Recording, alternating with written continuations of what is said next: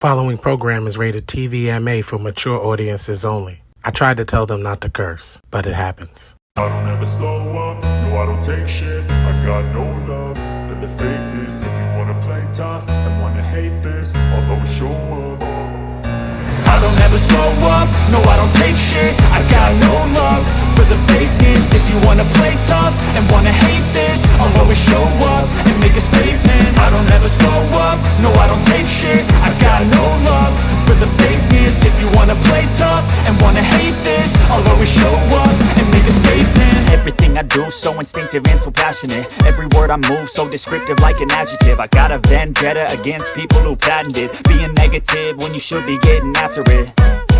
I got facts over tracks, this and that spit. Welcome back. It's your guy Dan the Statement, and this is your SmackDown review for April the 4th, 2025. Wow. SmackDown is usually rough to get through. It's usually the worst show of the week, and this was a decent show. It was entertaining. We got a debut. We got an injury. We got a lot of drama that happened. Some new matches announced, a match that got canceled, and we found out what the favor that CM Punk has been holding over Paul Heyman and Roman Reigns' head. So let's just go ahead and start with that. Let's get that out of the way. We were in Chicago tonight, and they opened up the show, and that's all you heard was CM Punk, CM Punk, CM Punk. His music hit. The place goes nuts. We know that's going to happen. It's Chicago. This is his hometown. And he did his fanfare for a very long time. I think it was 10 minutes before he actually said a word. He picked up the mic, cut a promo, said he's not supposed to be here. And what he meant by that is when he was born, he was born blue. He had his umbilical cord wrapped around his neck. He fought through that. He wasn't supposed to be in the WWE. He fought that, got here, all that good stuff. Then Paul Heyman interrupts. Does his shtick. My name is Paul Heyman. He gets in the ring. He goes a little back and forth with Phil, and then he asks Phil, I need one more favor. Punk was like, I guess we're just stockpiling favors, people. Okay, Paul, what can I do for you? And Paul goes, what's the favor? Punk laughed. He said, that's interesting. And then Roman is not there. That upset CM Punk. He said, I'll tell you the favor tonight when Roman's here. I want to do it in the ring in front of him. Not you call him. He goes, so when he's here, let me know. He leaves. Later in the show, Paul is seen back in the parking garage waiting on Roman to return. Baron Saxton interrupts him. He just says, go away. Here comes a car. Paul goes, thanks for showing up, my tribal chief. And it is Seth freaking Rollins. And he is trolling Paul. And he says, I'm here to witness what he's got to say and watch what happens. The crash out, pretty much. And he's like, good day, Paul. And then he walks away. Almost to the very end of the show, the last 30 minutes of the show, Paul's out there. Saxton comes back up to him, and Paul was like, making fun of him. Then Roman pulls up. He gets out of the car. Paul's like, my tribal chief. Roman walks right past him like he's on a mission. Gets to the damn ring. He doesn't do his normal shtick. He did like that. Got the mic and said, cut his music. He said, Chicago, acknowledge me. He did his whole thing. And then he's like, so I'm here to do this. I came here. He goes, is he here? And he's like, yes, he is here. He goes, well, get his ass out here. And then Rollins' music hits. He comes down. Which, side note, watch Rollins, whatever he's wearing. When he comes out, his background, the colors of his name and all the little graphics and everything, it's the same color of what he's wearing that night. So, he comes down to the ring. He's talking. His normal thing. Crashing out. And then he says, CM Punk, come up. You hear CM Punk's movie, and Rollins looks at him and he goes, this is your fucking problem. This is on you, brother. You had to read his lips. It was hilarious. Punk comes down, and then Punk goes on this long promo about history. And he starts all the way back to OVW. Him and Paul together. And then Paul made a promise to CM Punk before he was fired. And on the night he got fired, Punk told him, "What can I do for you?" And then Paul said, when it happens, he said, "Paul, you made a prophecy, and that prophecy is being fulfilled.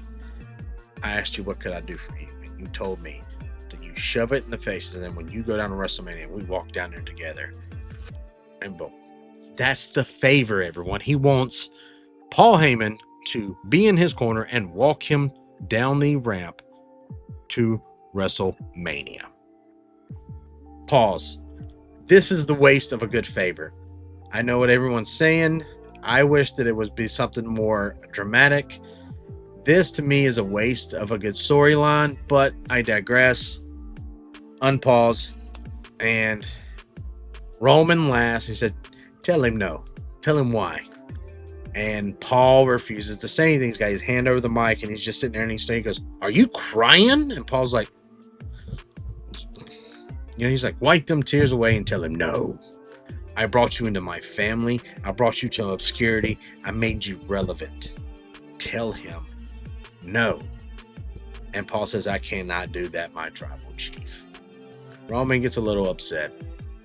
Then he gets back to the corner. You see Rollins dying laughing hysterically, doing his shtick, and then CM Punk attacks Roman, gives him the go to sleep, and then he poses over him with the go to sleep hands, and that closed the show. So now we know what the fuck this favor was. I think it's a waste of storyline and a good story, but you know what? If this is one of the CM Punk's like bucket list to have his best friend walk him down the thing, I'll respect it. I just don't agree with it. I'm going out of order tonight, and it's on purpose. The second biggest news of tonight, we have found out that Kevin Owens in the Randy Orton match will not happen. Kevin Owens has to have neck surgery, so he will be missing WrestleMania. He came down, talked to everybody about it. Nick Aldis was with him. He went to go leave. Orton's music hits. Orton is not happy, but he doesn't attack Owens. He gets up on the apron, looks at him, goes and says, mumbles something. You can't see what he says, and Kevin Owens is like that. Kevin gets down and walks away. Orton's about to talk, and then he RKO's Nick Aldis. Long time storytelling. Remember, he said he owed him one. He paid him double the fine the first time because he did it. He just basically spent his second check. He owed him one. So we are no longer getting Randy Orton versus Kevin Owens at WrestleMania. This is a shame. Sometimes, fans get this, "Well, I'm glad he got hurt," or "Fuck that guy, he sucks." Listen, these are people who are pretty much are acting and doing a sport for our entertainment. I feel sorry for it. I love Kevin Owens. I do. Crash Out's great. He's not wrong of what he's thinking here lately, but I hope that he gets well. He gets his surgery. He recovers well, and he comes back as soon as possible. Plus, this is going to be a way to bring him back as a babyface. So, it's unfortunate, but at the same time, I'd rather him be healthy and happy versus hurting. And we're talking about a neck injury. He could go paralyzed if he hits the wrong way. Just saying. First match of the night, we got the debut of Rey Fenix versus Nathan Frazier. I am a fan of the Lucha Brothers. I am a fan of Penta. I am a fan of Rey. I was worried about Rey coming in because he's done some botches in the past. He was reported to be at the PC, and he was actually training and getting his ring work in and ready with Nathan Frazier from Axiom. So, Faxium. So this made sense why they brought him up. It was a showcase for Rey, and it was a showcase for Nathan Frazier to get their stuffs in. And I have to say, Nathan Frazier needs to slow the fuck down. He needs to slow down. But he made Rey look phenomenal. It wasn't a bad debut match. Was it as good as Penta's? No, it was not. I was also disappointed that after Ray did win the match, there was not a Penta Ray moment. Later on, he did say that he's glad that he is finally in WWE where he belongs. Later on, they did a Instagram post where Ray was very emotional in the back room. He cut a promo, but not really. And all I got to say is I'm loving that WWE is giving these guys some time to shine. Was this the perfect debut? No. Was it as good as Penta's? No. But the IWC is going to bitch about it. They're going to say something negative about the guy. But especially the ones who've never seen him wrestle. So Ray is very good at what he does. But yeah, when you take all these big wrestlers, you're going to botch here and there. But tonight, he didn't botch. So I'm proud of that. We got a LA Knight versus Tama Tonga. And of course, Tama Tonga took the BF, the blunt force trauma. And LA Knight won this match. Really? These guys are supposed to be the man. Dude, this man's in the Bullet Club. Gorillas. I mean, come on. Can he not get a win? Can he not be that monster that we know he can be? Next, we had an in-ring face-to-face with Wade Barrett in between them. Charlotte, the Transformer Decepticon Flair, and Tiffany Stratton. And the crowd was not on Charlotte's side. They booed this woman every time she opened her mouth, and it took her back. Charlotte did do an interview, a podcast, and she talked about her personal life, how her and Andrade's divorce she's not handling it very well mentally, and she just wants to wrestle and get back to being who she used to be. And that did come up tonight. Tiffany pretty much clowned Charlotte, but it wasn't because of Tiffany's tongue. It was because the crowd in Chicago. Number one, you don't do this in Chicago, okay? This is a heavily wrestling town that gives zero fucks about anyone's thoughts or opinions. If they want to be boisterous and be heard, they're gonna do it. So you got what you get. It was your fault. But Tiffany did end the bout of words when she said, "You're 0-3 in your real life." Throws the mic down, gets up and rolls out and gets out. Perfect way to end it. This was a shoot, people. This was not promo. This was not planned. And they cut away, but you could hear Charlotte say, "Yeah, that's why Kaiser's in my DMs." Fucking hilarious. Hilarious. I'm not interested in this match. I do not like Charlotte Flair. As a wrestler, as a person, as a human being, I'm just not a fan. I'm not. And I grew up around her. We live in the same city. She was younger than I am. Seen her when I was around the way. She's always been a little bit of Charlotte. Ashley. Next we had DIY versus the Motor City Machine Guns in a qualifying number 1 contenders match. The Street Profits came out with the belts. They have still not changed the side plates on those belts. I don't know if they're getting a new logo or if this is going to be a quick turnaround. I don't know. But WWE, they're your champions. Treat them such. Where's our video of them putting on their new side plates? Needs to happen.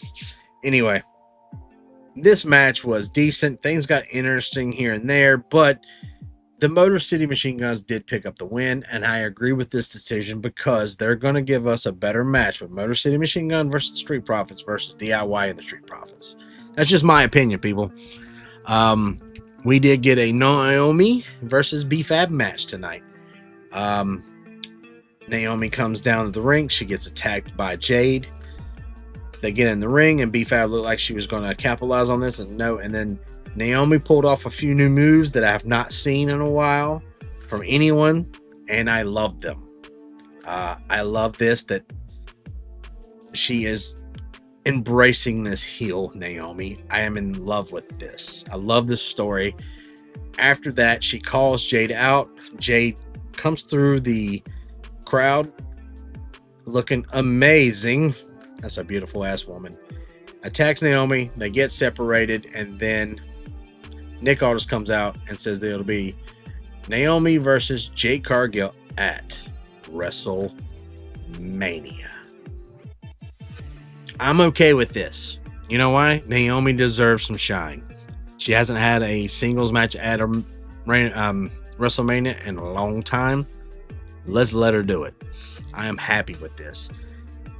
The last match we're going to talk about, Braun Strowman versus Jacob Fatu.